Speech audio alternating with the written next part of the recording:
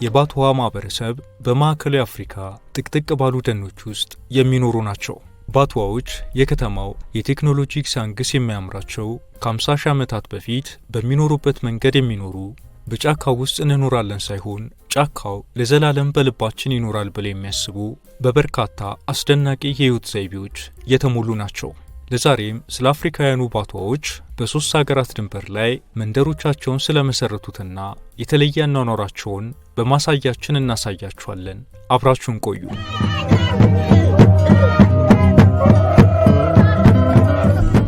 ባትዋዎች በሩዋንዳ፣ ዩጋንዳና ኮንጎ ድንበሮች ላይ የሚኖሩ ሲሆን የደኑ ጠባቂዎች ወይም ኪፐርስ ኦፍ ዘ ፎረስት የሚል ክብር የተሰጣቸው ናቸው። ምግባቸውን ለማግኘት ጫካውን አይጎዱም። እንስሳትን የሚያድኑት በባህላዊ ቀስ ሲሆን የዕለት እንጀራችንን ብቻ ስጠንን በተግባር ያሳያሉ። የሚያድኑት ለዕለት ጉርሳቸውን የሚበቃቸውን ያህል ብቻ ነው። ከጫካው ማር ይለቅማሉ፣ የመድኃኒት ቅጠሎችን ይቀርማሉ። ሲመሽ ደግሞ ከቅርንጫፎችና ከቅጠሎች በተሰሩ ጊዜያዊ ጎጆቻቸው ውስጥ ሆነው የነፍሳት ሲርሲርታዎችን እየሰሙ ያንቀላፋሉ።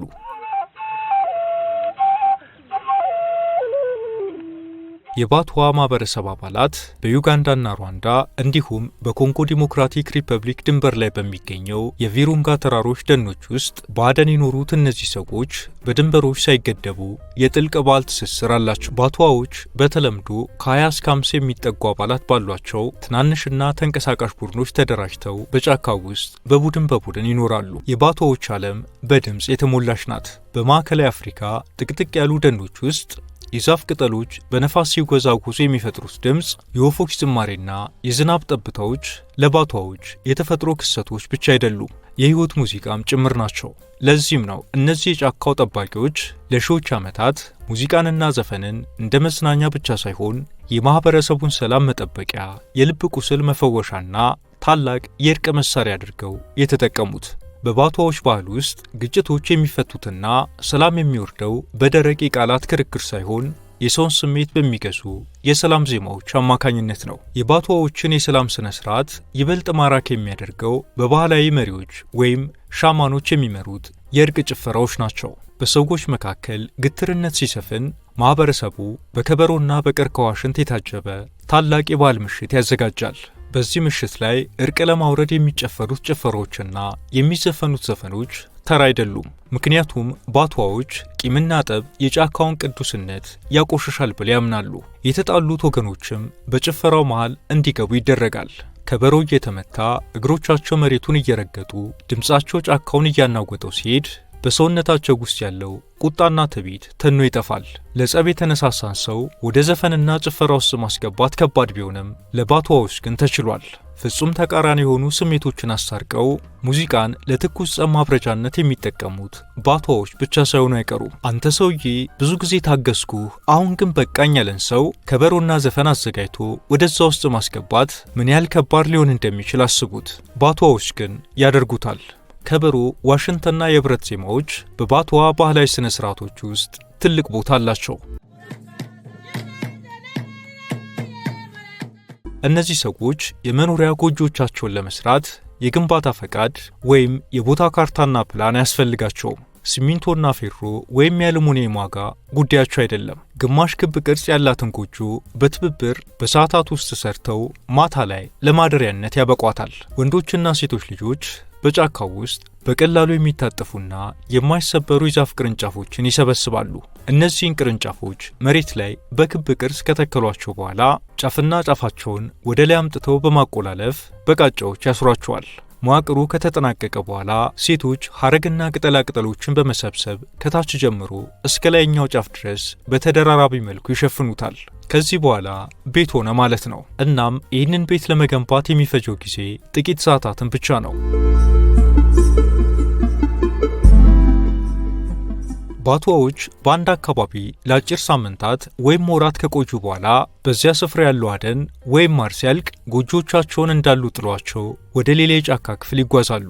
ታዲያ እነዚህ የተተዉ ጎጆዎች ሙሉ በሙሉ ከቅጠልና ከቅርንጫፎች የተሰሩ በመሆናቸው ባትዋዎች በሄዱ በጥቂት ቀናት ውስጥ ቅጠሎቹ መድረቅና መርገፍ ይጀምራሉ። በዝናብና በደኑ እርጥበት ጎጆቹ በአጭር ጊዜ ውስጥ በስብሰው ካፈር ጋር ይዋሃዳሉ። በጥቂት ሳምንታት ውስጥ ያ ቤት የነበረበት ስፍራ እንደገና አረንጓዴ እጽዋት ይበቅሉበታል።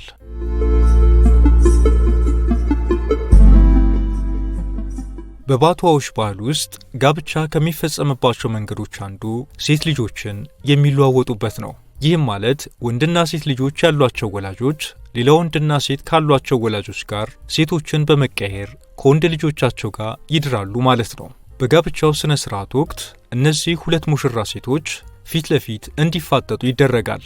ይህ ድርጊት ሁለቱም ሴቶች በትዳር ሕይወታቸው ውስጥ የሚኖራቸውን እኩል ዕድል፣ የጋራ ዕጣ ፈንታና የቤተሰቦቻቸውን ዘላቂ አንድነት የሚያሳይ ታላቅ ምልክት ነው። አንድ ወጣት ማግባት ሲፈልግ የልጁ አባት ወይም የቤተሰቡ ተወካይ የሴት ወላጆች ቤት ይሄዳል። ይህ ሂደት በሩዋንዳና በዩጋንዳ ባቱዋዎች ዘንድ ጉፋታ ኢሬምቦ ወይም ደጃፍን ማንኳኳት ይባላል። ወላጆች ለልጆቻቸው የትዳር አጋር ከመምረጣቸው በፊት የሁለቱን ቤተሰቦች ታሪክ በቅርበት ያጠናሉ። በባቱዋዎች ባህል ውስጥ እንደ ዘመናዊ ዓለም በጥሬ ገንዘብ ወይም በከብት የሚከፈል ጥሎሽ የለም። ይልቁንም ወጣቱ ለሙሽሪት ቤተሰቦች ጥሎሽ የሚሰጠው ከጫካው በሚያገኛቸው የተፈጥሮ ስጦታዎች ላይ የተመሰረተ ነው። ወጣቱ ለሙሽሪት እናት የሽኮኮ ስጋ አድኖ ማቅረብ አለበት። ሽኮኮች ረጅም ዛፎች ላይ የሚኖሩና ለማደን በጣም አስቸጋሪ የሆኑ እንስሳት በመሆናቸው ወጣቱ ይህንን ስጋ አድኖ ማምጣቱ ለልጃቸው የሚሆን ምግብ የማደን ብቃትና የትዕግስት ጥበብ አለኝ ብሎ የሚያረጋግጥበት ታላቅ የጀግንነት መፈተኛ ነው። ለሙሽሪት አባት ደግሞ ከጫካው የተገኘ ንጹሕ የዱር ማር በስጦታነት ያበረክታል። ይህ ማር የአዲሱ ትዳር ሕይወት የጣፈጠና የሰላም እንዲሆን ምርቃትን የሚቀበልበት ባህላዊ መንገድ ነው። የምግብ ግብዣ ተደርጎ ሙሽሮቹ ወደ ራሳቸው አዲስ ጎጆ ይሸኛሉ። የጋብቻው ስነ ስርዓት ተጠናቆ ሙሽሪት ወደ አዲሱ ባለቤቷ ቤት ከመሄዷ በፊት የወጣቱ አባት ወይም የማህበረሰቡ አዛውንት ለሙሽሪት ጸሎት ያደርሱላታል። በትዳር ውስጥ ታማኝነት በጣም ትልቅ ዋጋ የሚሰጠው በመሆኑ በማህበረሰቡ ዘንድ ማመንዘርና ክህደት የማይደፈሩ ኃጢአቶች ናቸው።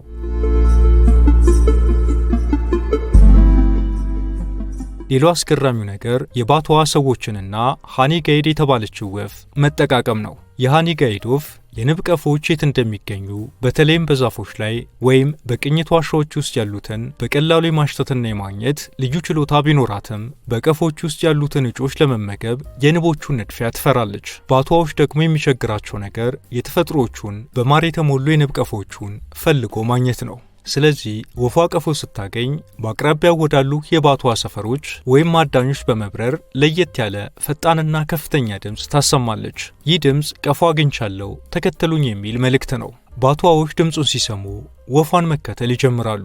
እነሱም በተራቸው ወፏ እንዳጠፋቸውና በጥንቃቄ እየተከተሏት መሆኑን ለማወቅ ልዩ የፉጨት፣ የጉሮሮ ድምፅ ወይም እንጨቶችን እርስ በርስ የማጋጨት ድምፅ ያሰማሉ። ቦታው ላይ ሲደርሱ ባቱዋዎች ባህላዊ እውቀታቸውን በመጠቀም ደረቅ እንጨቶችን በማሻሸት እሳት ያነዳሉ። ከዛም የሚወጣውን ጭስ በመጠቀም ንቦቹን አባረው ማሩን ይቆርጣሉ።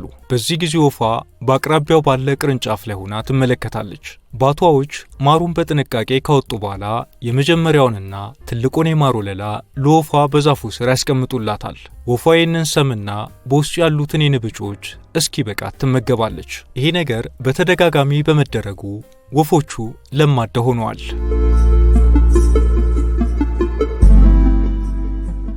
በማዕከላዊ አፍሪካ ደኖች ውስጥ ለሺህ ዓመታት የኖሩት ባቱዋዎች ሰለጠንኩ የሚለው ማህበረሰብ በመሬትና በተፈጥሮ ሀብት ቅርምት እንደ አራዊት ሲባላ፣ ባቱዋዎች ግን በደግነት የመጠቁበት አንድ አስደናቂ ባህል አላቸው። እሱም ሀብትን የማካፈል ግዴታ ወይም ዲማንድ ሼሪንግ ይባላል።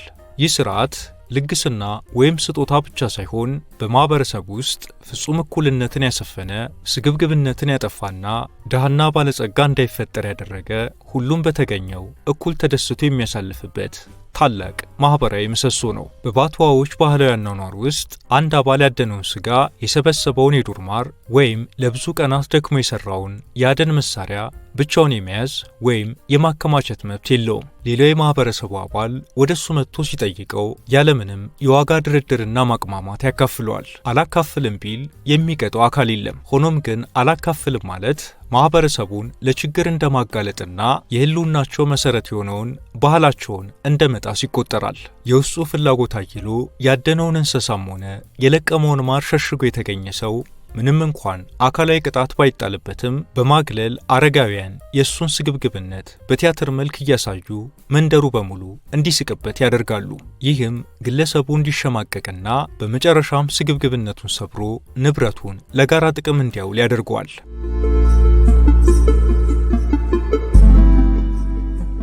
በአቷዎች ጋር ማህበረሰቡን የሚመራ ቋሚ ወይም ይፋዊ ሹም የለም። ውሳኔዎች የሚወሰኑት በአረጋውያንና በተካኑ አዳኞች አማካኝነት በጋራ ስምምነት ነው። ማንም ሰው የበላይነቱን ለማሳየት ቢሞክር ትርፍ ሳይሆን የህይወት ዘመን ኪሳራ ይገጥመዋል።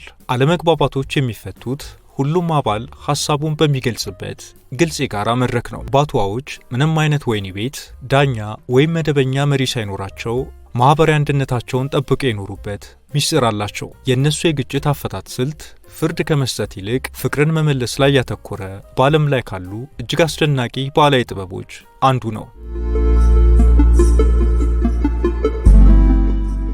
ከባቷዎች ድንቅ የግጭት መፍቻ ስልቶች መካከል አንዱና ዋነኛው አካላዊ መራራቅ ወይም ቦታ መቀየር ነው። በሁለት ግለሰቦች ወይም ቤተሰቦች መካከል ያለው ውጥረት እየበረታ ከሄደና በውይይት ወዲያውኑ መፍትሄ ካልተገኘ ጸብ ውስጥ የገቡት ሁለቱም ወገን ወደ ተለያዩ ቦታዎች ተለይተው እንዲሄዱ ይደረጋል።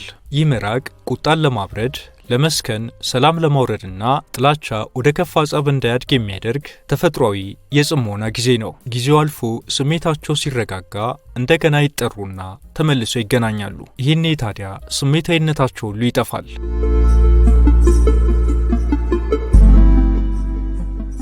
ዋነኛ የግጭት መፍቻ መንገድ በአባላት መካከል አለመግባባት ሲፈጠር ጉዳዩ በሚስጥር አይያዝም።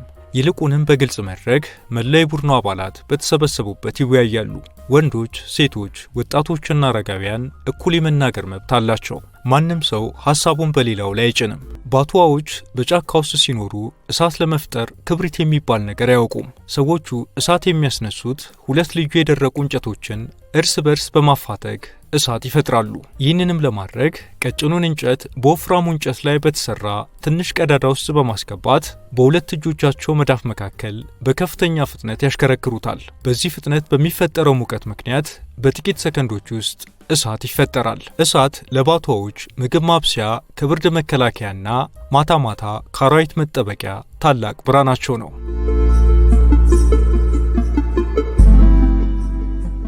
ለባቷዎች ጫካው መኖሪያ ብቻ ሳይሆን ታላቅ ቤተ መቅደሳቸው ነው። ነገር ግን ከ1990ዎቹ መጀመሪያ ላይ አንስቶ የባቷዎች ዓለም በአንድ ጀንበር ተገለባበጠ።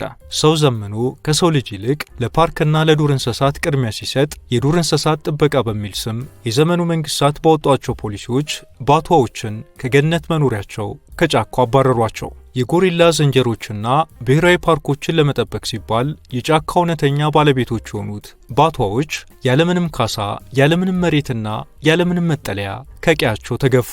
ዛሬ ላይ የባቷዎች ሕይወት የናፍቆትና የህልውና ተጋድሎ ታሪክ ሆኗል። ከለመዱት አረንጓዴ ገነት ወጥተው በሩዋንዳ፣ ዩጋንዳና ኮንጎ ድንበሮች ላይ በከፍተኛ ፈተና ውስጥ ይገኛሉ። የአየር ንብረት ለውጥን ለመከላከልና አካባቢን ለመጠበቅ በሚደረግ ጥረት ውስጥ የመጀመሪያዎቹ ሰለባዎች ሆኑ። ሆኖም ግን ክብራቸውንና ማንነታቸውን አሳልፈው አልሰጡም። በአሁኑ ጊዜ ጥንታዊ ባህላቸውን፣ ማራኪ ጭፈራቸውንና በጫካ ውስጥ የመኖር ጥበባቸውን ለዓለም አቀፍ ጎብኚዎች በማሳየት ህልውናቸውን ለማስቀጠልና ድምፃቸውን ለዓለም ለማሰማት እየታገሉ ይገኛሉ። በአሁኑ ወቅት ከደን መኖሪያዎቻቸው እየተገፉ ያሉት ባቷዎች ከድህነት ወለል በታች ይኖራሉ። በደቡብ ምዕራብ ዩጋንዳ በተደረገ ጥናት 57.8% የባቷ አባወራዎች ከደኑ ከወጡ በኋላ ምንም አይነት የወር ገቢ የሌላቸው ሲሆን 63.2% የሚሆኑት ደግሞ ቋሚ የገቢ ምንጭ የላቸውም። በሕይወት ለመኖር በገበሬዎች ቤት ተቀጥረው የእርሻ ስራዎችን በመስራት ይኖራሉ። መረጃዎች እንደሚጠቁሙት በአሁኑ ጊዜ በሚስዮናውያን ትምህርት ቤቶች አማካኝነት ብዙዎቹ ባቷዎች ከጥንታዊ እምነታቸው እየወጡ ክርስትናን እየተቀበሉ ይገኛሉ። ዛሬ ላይ ባቷዎች ከደኖቻቸው በመፈናቀላቸው ምክንያት እነዚህን እንደ ሽኮኮ ማደን ያሉ ጥንታዊ ጋብቻ ስነ ስርዓቶችን በተሟላ መልኩ መተግበር ከባድ ሆኖባቸዋል። ሆኖም ግን አሁንም በዩጋንዳና ሩዋንዳ በሚገኙ መንደሮች ውስጥ እነዚህ ወጎች በምሳሌያዊ ሁኔታዎች ማለትም በተረት በዘፈንና በቱሪዝም ትዕይንቶች ጠብቀው ለማቆየት ይጥራሉ። ከምድራቸው ተገፍተው ቢፈናቀሉምና ዛሬ ላይ የህልውና አደጋ ቢገጥማቸውም የእነሱ ጥንታዊ እሴቶች አሁንም በዓለማችን ላይ ያሉትን የተሳሳቱ ያኗኗር ዘይቤዎች የሚሞግቱና የሰው ልጅ ማንነት የሚመረምሩ ሕያዋን ፍልስፍናዎች ናቸው። ባትዋዎች ምንም እንኳን በችግሮች ውስጥ ቢኖሩም በዩጋንዳ የሚገኘው የባትዋ ልማት ጥምረት ድርጅት ወይም ዩናይትድ ኦርጋናይዜሽን ፎር ባትዋ ዴቨሎፕመንት የመሬት መብትን ለማስመለስ መብቶቻቸውን ለመሟገትና እንደ ባህል ዘፈኖች፣ ጭፈራዎችና ስለ ጫካ ስነ ምህዳር ያላቸውን ጥልቅ እውቀት ያሉ ጥንታዊ ወጎችን ለመጠበቅ የተለያዩ ስራዎችን እያከናወነ ይገኛል። አብራችሁን ስለቆያችሁ እናመሰግናለን። ላይክ እና ሰብስክራይብ በማድረግ እንዲሁም የተሰማችሁን ኮሜንት ላይ በማስፈር አጋርነታችሁን እየጠየቅን በዚህ ጉዳይ ላይ ቢሰራ የምትሉት ቢኖር ሁሌም ዝግጁ ነን። የዛሬውን አበቃን። በያላችሁበት ሰላም